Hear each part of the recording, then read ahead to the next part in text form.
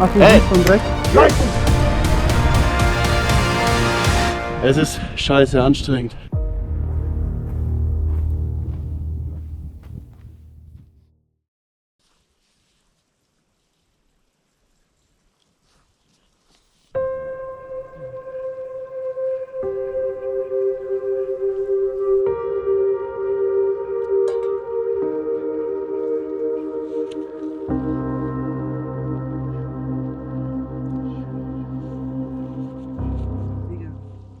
Schau mal, eine Mini-Vogelspinne. Junge, ciao. Alter, ciao. Ja, guten Morgen zu Tag 4. Wir wollten gerade losgehen, meinen Rucksack wollte ich gerade aufsetzen. Ja, ich glaube, jetzt kann ich Jakob nicht mehr überzeugen, dass es hier keine Vogelspinnen mehr gibt.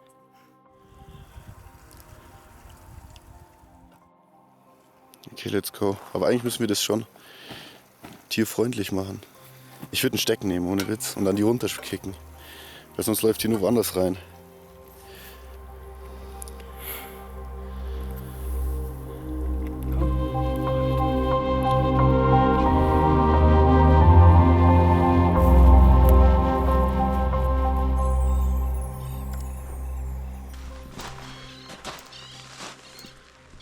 Ich schreie nach rum. Okay. Guten Morgen. Morgen. Zu Tag 4. Heute ist der Tag schon etwas wilder gestartet. Wir haben unser Zelt abgebaut. Erik wollte seinen Rucksack aufsetzen. Oder hat seinen Rucksack fertig gemacht. Ja. Dann hat uns erstmal eine kleine Vogelspinne begrüßt. Das ist auf jeden Fall ein guter Reminder, dass wir vielleicht unsere Schuhe jetzt auch in Zukunft nicht im Vorraum vom Zelt stehen lassen, sondern Im Zelt, ja. mit ins Zelt reinnehmen.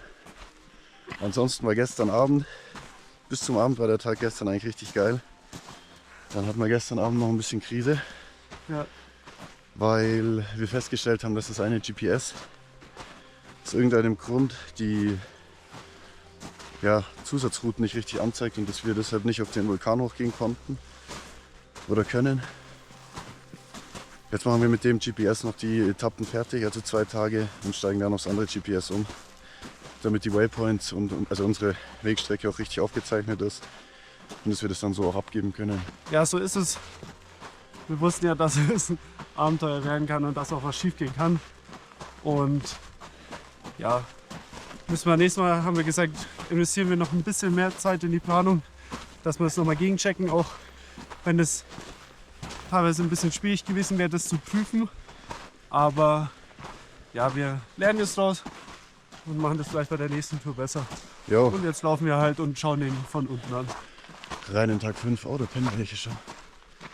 Die ersten Zivilisten. Oh ja. Also, kurzes Update. Wir haben gerade Don Victor getroffen. Und hatten ein angeregtes Gespräch. Er hat uns eben gesagt, dass man eine Genehmigung braucht, um durch sein Land zu laufen. Dem gehört hier ungefähr alles, also seitdem wir unterwegs sind. Beziehungsweise seit dem 2. Tag, glaube ich. Ja. Seitdem wir unterwegs sind, gehört dem hier alles. Und es wäre nötig gewesen, eine Genehmigung zu haben. Die Genehmigung haben wir versucht im Vorhinein zu beantragen, da wir eine Telefonnummer von ihm rausgefunden haben. Wir haben ihm insgesamt 3-mal geschrieben, er hat nicht geantwortet. Am Ende wussten wir dann auch nicht mehr weiter, was wir machen sollen. Haben dann gesagt, okay, wir riskieren es, wir laufen einfach mal los. Und wenn wir ihn treffen, sprechen wir mit ihm und versuchen, dass wir halt eine Genehmigung bekommen. Es hieß auch, dass man zahlen muss. Ja, im Endeffekt hätte man irgendwie eine Genehmigung über seine Über die Tochter, wir haben jetzt mit anderen Wanderern gesprochen, die dann auch gesagt haben, wir sollen auf jeden Fall nochmal mit ihm quatschen. Sind wir nochmal ein bisschen zurück zu ihm und dann haben wir eben erfahren, dass man über die Tochter die Genehmigung hätte bekommen sollen. Und mit ihm zu reden war auch ultra entspannt. Also ihm ging es halt echt einfach nur darum, dass viel zu viele Leute hier sind, dass man halt einfach legal da durchgeht, weil ich meine, wir sind ja auf seinem Land, voll verständlich. Und dass wir dann halt unbedingt kein Müll hinterlässt. Ja. Und der Typ, also der Don Victor war wirklich trotzdem sehr kommod, super freundlich und hat uns einfach seinen Standpunkt klar gemacht. Das ist halt, Er hat uns auch gesagt, wenn wir nochmal ohne Genehmigung kommen, dann schmeißt er uns raus, dann können wir umdrehen. Ja. Aber genau, das war aber absolut nachvollziehbar und auch geisteskrank, so. Wie freundlich das war, weil wir sind jetzt 3 Tage unterwegs, 50 Kilometer im GPT-6. Wir haben noch 30 Kilometer vor uns. Ja, eigentlich wäre jetzt die einzige richtige Entscheidung gewesen, uns alle 50 Kilometer zurückzuschicken. Und er hat uns jetzt tatsächlich echt wirklich glücklicherweise noch durchgelassen. Ja. Also das wäre wirklich doof gewesen für unsere Wanderung. Und so haben wir echt Glück gehabt. Also Hier sieht man das Gebiet von Don Victor. Also diese Hügelkette. Und da hinten ist so ein einzelner Berg, der ist nochmal hinter der Hügelkette. Und das gehört alles Don Victor. Und da hinten geht es auch noch weiter. Da kommt dann noch eine Lagune, da ist noch, gehört es auch noch ihm. Also es ist geisteskrank, wie weit das Gebiet von ihm ist. Und ja, jetzt dürfen wir noch die 2 Tage zu Ende laufen. Danke, Don Victor. Ja, wir haben ja gesagt, wir möchten die Reise so authentisch wie möglich wiedergeben, mit allem, was gut läuft und was aber auch schlecht läuft. Deshalb jetzt nochmal in aller Deutlichkeit. Es war auf jeden Fall ein großer Fehler, dort die Etappe zu gehen, ohne die erforderliche Genehmigung zu haben. Das war ziemlich naiv zu denken, dass man sagt, okay, hey, wir haben jetzt zweimal eine SMS geschrieben und gehen jetzt mal davon aus, auch wenn nicht geantwortet wird, dass wir dann einfach loslaufen können. Das war einfach, im Nachhinein muss man sagen, ja, purer Egoismus. Es war absolut dumm und macht das auf keinen Fall so. Es ist absolut unabdingbar, die Genehmigung zu haben. Und holt euch die bitte auch. Und wenn man eine Genehmigung nicht bekommt, dann tritt man die Etappe eben nicht an. Es gibt genügend schöne andere Etappen auf dem GPT. Und wir haben das dann tatsächlich auch einige Tage mit uns rumgeschleppt. Also man läuft einfach nicht so unbeschwert und unbekümmert, wie wenn man die Genehmigung hat. Genau, in dem Sinne, weiter geht's.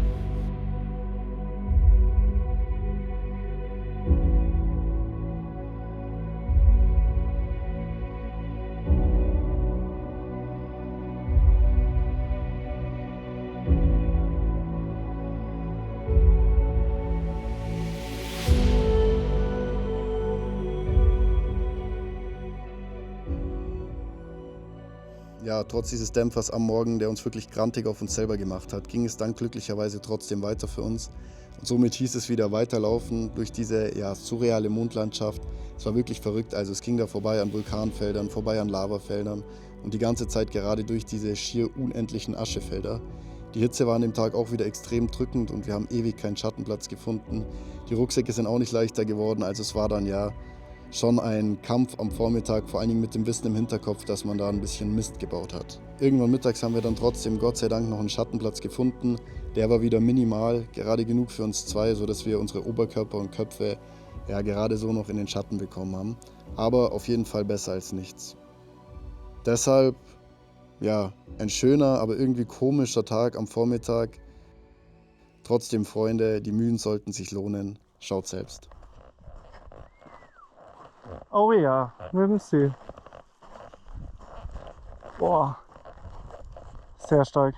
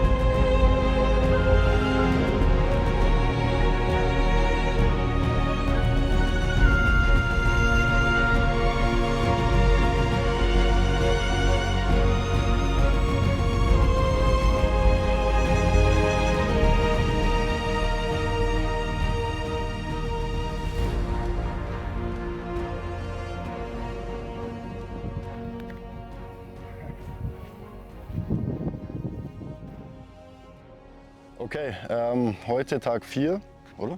Ja. 4. Wir haben uns jetzt mal ein bisschen Zeit genommen, sind bis nachmittags gelaufen, haben jetzt noch ein bisschen Zeit, bis die Sonne untergeht, um unser Loadout-Video zu machen. Wir wollen euch zeigen, was haben wir jetzt alles dabei.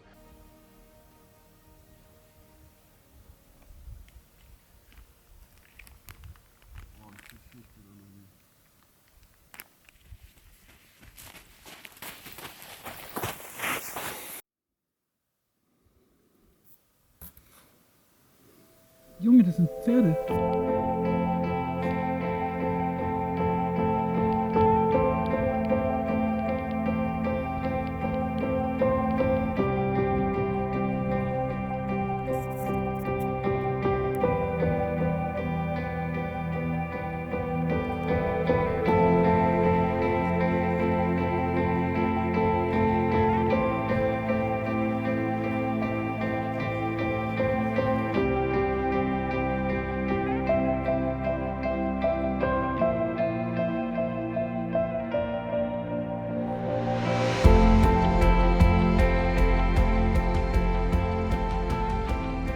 geisteskrank. Wir sind hier an einem so schönen Ort. Hier haben wir unser Zelt aufgeschlagen. Gleich hier haben wir einfach einen Fluss. Es ist ultra krass, die Landschaft. Super. Da hinten hat man die 2 Vulkane. Mega. Also wirklich, wirklich mega. Sind die ganze Zeit schon am Schwärmen. Und jetzt hören wir plötzlich, ich bin gerade am Tagebuch schreiben, Jakob am Film. Und plötzlich hören wir einfach ein Hufgetrampel. Und dann rennen da einfach den Hang Pferde runter.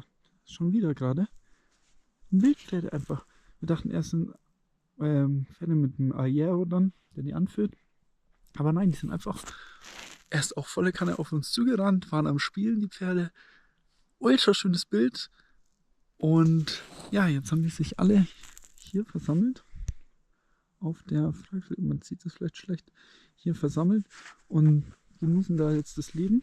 Jakob steht da vorne und versucht auch noch Bilder einzufangen. Aber es war mega. Wir haben einfach Wildpferde gesehen, die sind einfach gleich hier bei uns vorbeigerannt.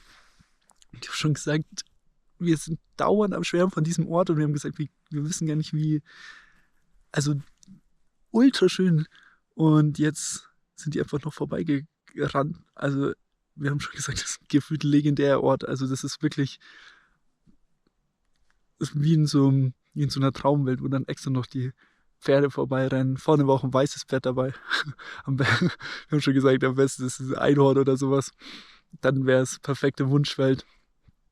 Es ist unglaublich.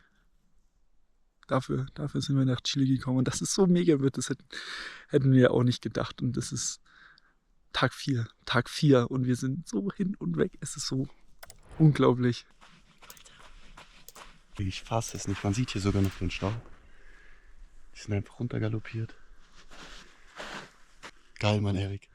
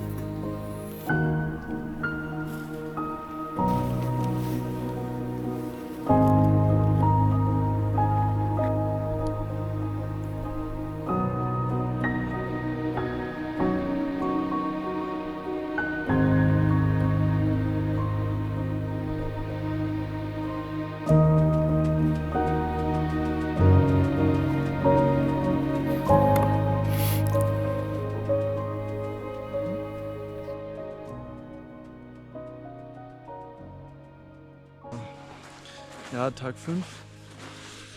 Man sieht schon, wir haben eigentlich alles an, was wir anhaben können. T-Shirt und eine Thermounterwäsche habe ich noch. Ich habe eine lange Hose an. Es war ultra kalt, unser Zelt war gefroren. Wir haben den Topf abgewaschen, haben den hingelegt, der lag da 5 Minuten und die alte Wassertropfen waren schon wieder festgefroren.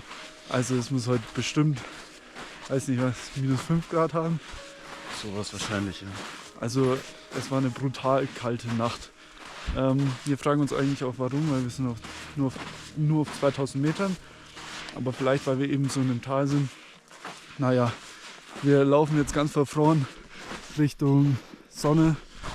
Und dann machen wir mal eine Pause und ziehen uns erst noch die ganzen dicken Schichten aus. Ja. Das Zelt ist auf jeden Fall klitschnass bzw. gefroren. Das müssen wir mittags dann mal auslüften. Generell eigentlich ziemlich, alles ist so ein bisschen feucht. Wir wollen jetzt eher am Mittag zu einem See laufen. Dann machen wir da Pause, duschen uns jetzt auch mal. Wird auch langsam echt nötig. Und dann gehen wir am Nachmittag nochmal auf 2 Mini-Vulkane hoch. Also klingt heute schon wieder nach einem echt nicen Tag. Wir kämpfen uns hier gerade Höhenmeter für Höhenmeter hoch. Es ist scheiße anstrengend. Da hinter uns sieht man das Tal, in dem wir gepennt haben. Und wir müssen hier mal wieder die Lavaasche hoch. Man rutscht mit jedem Schritt weg. Man kann sich das ein bisschen so vorstellen, wie wenn man am Strand spazieren geht. Nur mit 25, 26 Kilo Gepäck auf dem Rücken und steil bergauf. Es wird nicht rumgewindelt. Wir ziehen durch. Attacke. Let's go!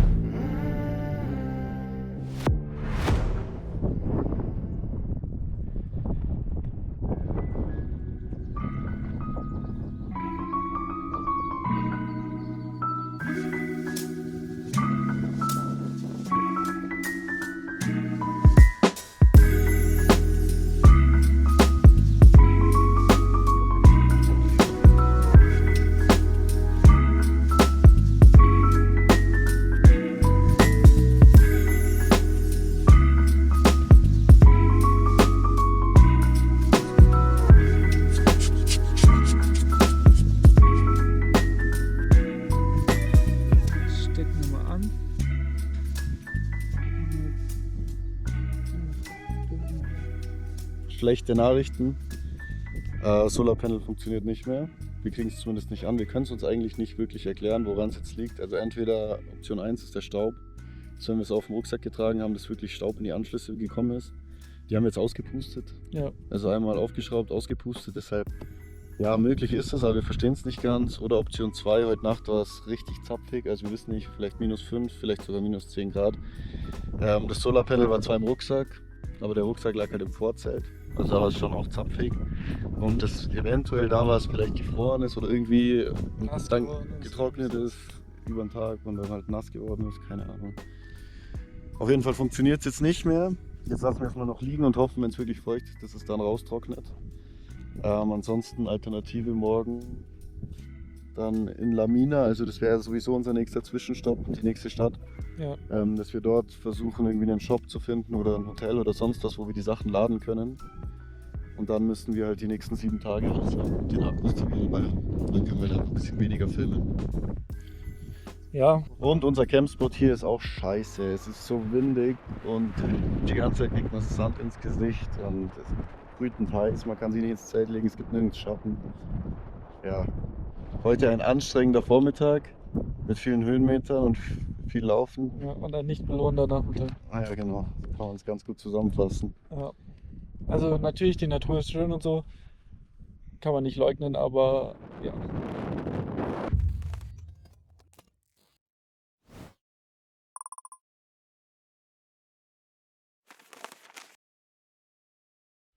Guten Morgen zu Tag Morgen. 6.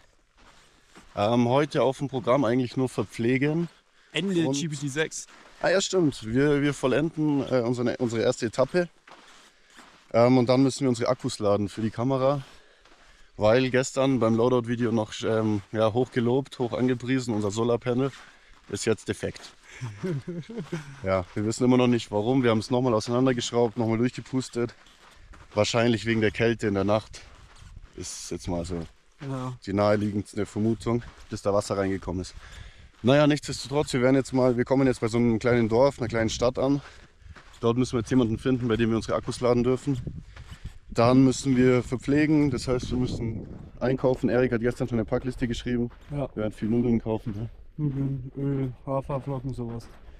Vorausgesetzt, das gibt es da alles, genau. Ja. Und dann, je nachdem wie viel Zeit wir noch haben, werden wir dann abends unsere zweite Etappe starten. Genau. Jo, in dem Sinne, let's go, Tag 6.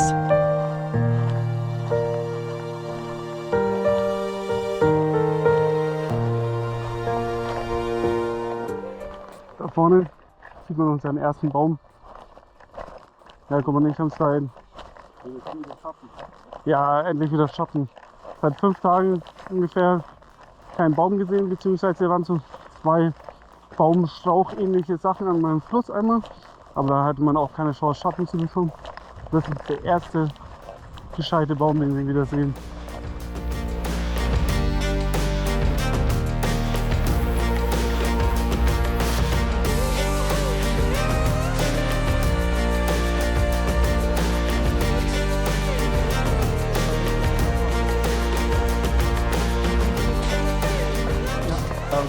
Hola. Hola, ¿Cuánto tiempo se tarda hasta la mina? ¿Ya? Perfecto. gracias, muchas Muchas gracias. gracias.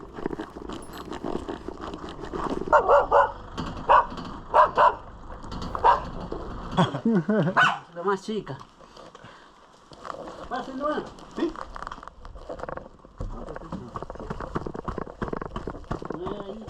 Also vormittags bzw. bis mittags Etappe geschafft.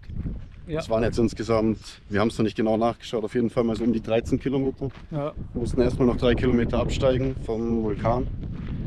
Und dann sind wir auf so eine geschotterte, aber befestigte Straße gekommen und konnten da die 10 Kilometer relativ schnell abreißen.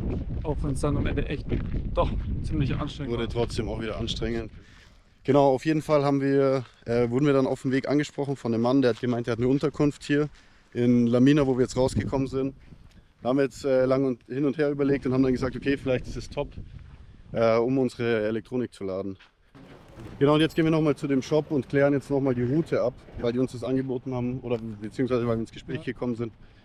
Und dann zeigen wir uns nochmal, wo es Shops gibt für unsere zukünftige Route, dass wir da auch weiter verpflegen können. Ja, und wie stark war bitte der Shop? Wir haben einfach alles bekommen, was wir Ja, haben. wir haben alles. Nudeln, Soße, Batterien, Frühstück, ganz wildes, da freuen wir uns schon drauf. Hier sind wir.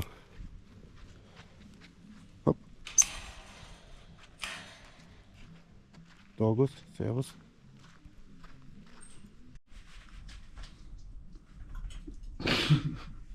Jakob kocht uns jetzt was Leckeres. Mal schauen, ob es lecker wird. Du musst mal erklären, dass wir hier einen Herd haben, Ja. aber dass wir trotzdem unsere Gaskocher benutzen, weil wir weichen nicht von unserem Plan ab, autark zu sein. Na, Jakob macht das so ultra professionell. macht das schon. Ja, und dann haben wir Soßen. Klatschen wir jetzt mal eine Soße rein. Wir haben Öl gekauft. Jetzt probieren wir das mal. Ach, das wird, glaube ich, ganz lecker schmecken. Den willst du dermaßen die Sicherung rausknallen, wenn ich hier gleich meine ganze Elektronik dranhängt.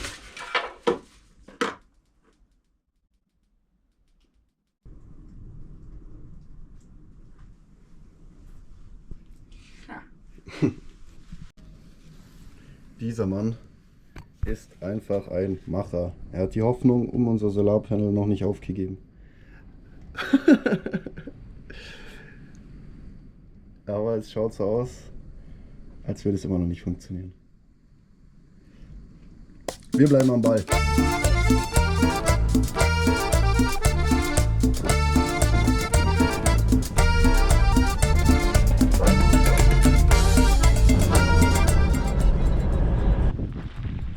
Ja, wir sind jetzt mit dem Auto an unseren Startpunkt für GPT-7 gefahren worden.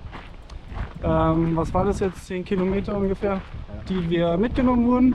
Lass uns noch mal kurz klarstellen. Also wir sind jetzt Auto gefahren.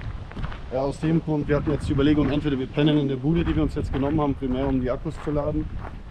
Oder wir lassen uns jetzt hier zum Startpunkt fahren, dass wir dann wenigstens schon mal ein bisschen loswandern können und dann zum Einbruch der Dunkelheit unser Camp aufschlagen.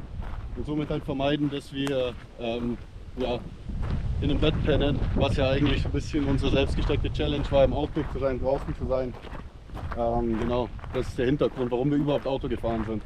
Ja, warum sind wir denn überhaupt, warum haben wir uns überhaupt auf die Wohnung eingelassen? Das Problem war ja eben, dass unser Solarpanel kaputt war. Und wir wollten uns ja da nicht, wir hatten die Überlegung, dass wir von Shop zu Shop gehen und einfach mal fragen, dürfen wir 2 Stunden laden oder so. Aber das hat sich immer als sehr schwierig dargestellt. Gracias, amigo! Adios!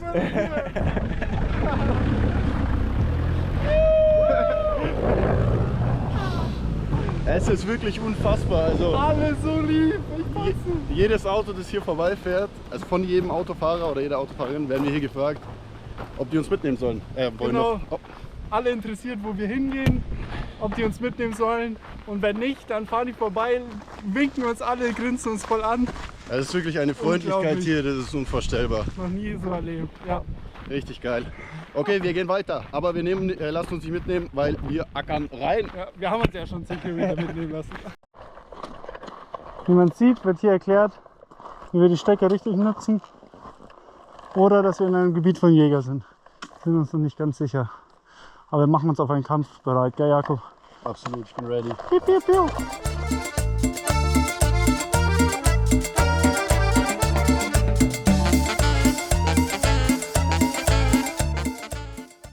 Wir wollten euch zeigen, was wir jetzt heute mal so eingekauft haben in diesem kleinen Shop, da ja eigentlich der Tag heute unter dem Stern Verpflegung stand und halt, wie gesagt, auch Batterien laden. Genau, deshalb, wir haben jetzt beide wieder in unseren Rucksäcken ungefähr 3,5 Kilo mehr, nach Abzug von dem Solarpanel, was jetzt wegfällt. Genau, deshalb, was haben wir dabei, Erik? Ja, wie man schon sieht, das wird sehr nudellastig. Wir haben 8 Packungen Nudeln, dafür in 2 verschiedenen Sorten. Hoffentlich bringt das ein bisschen Erfrischung mit rein. Absolut abwechslungsreiche Soßen, 10-mal genau die gleiche Tomatensoße. Genau, was haben wir noch gekauft? Eine Flasche Öl, 900 Milliliter tatsächlich, auch ganz groß gleich, weil wir gesagt haben, okay, wir wollen das einfach überall rein tun, dass wir einfach mehr Kalorien haben. Genauso, deswegen haben wir auch die Nüsse gekauft, 3 Packungen, einfach auch überall rein tun. Um einfach ein bisschen Kalorien reinzubekommen, ne? Genau, auch Jakob mag sie nicht, aber ja, irgendwie müssen wir es reinbekommen. Genau, dann zum Frühstück. Highlight, wirklich. Von Nestle, El Manjar. Das ist irgendwie so eine Karamellsoße. Mir fällt der Name nicht ein. Das ist eigentlich, glaube ich, so ein chilenisches Ding. Ich meine, das schon als Nachspeise mal gegessen zu haben. Dass das irgendwie so eine Spezialität ist, aber ja, ich könnte auch lügen. Wir stellen uns das so wie eine Karamellcreme, wie so Art Nutella-Konsistenz vor. Und was gibt es dazu? Jede Menge verschiedene Kekse. Genau, so wird unser Frühstück ausschauen. Ja, beziehungsweise wir haben noch ein bisschen diese Energy Riegel übrig. Ja, für 4 Tage gibt es das alte Frühstück. Hoffentlich sind die Kekse, überleben die das bis dahin. Ja. Und dann haben wir sozusagen auch ein kleines Ziel mal, ne? Ja. Steigerung in unserem Essen. Ja. Genau, in dem Sinne heute ein eher unattraktiver Tag, sage ich jetzt mal, trotzdem wichtig. Ja. Batterien sind einigermaßen geladen und wir haben wieder Food und können somit Etappe 2 morgen starten. Ja. Also wir haben jetzt Essen für 4 Tage. 5 haben wir haben noch so ein bisschen Reste. Track and Eat. Aber ja, und damit hoffen wir, dass wir weit kommen und an einem Shop nochmal verpflegen. Genau, in dem Sinne, wir gehen jetzt dann, wir essen noch und dann hauen wir uns aufs Ohr. Ja. Und dann ist morgen schon Tag 7. Ja.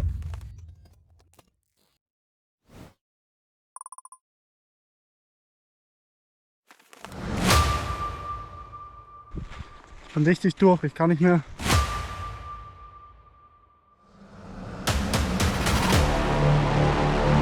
Muchas gracias por tu hospitalidad.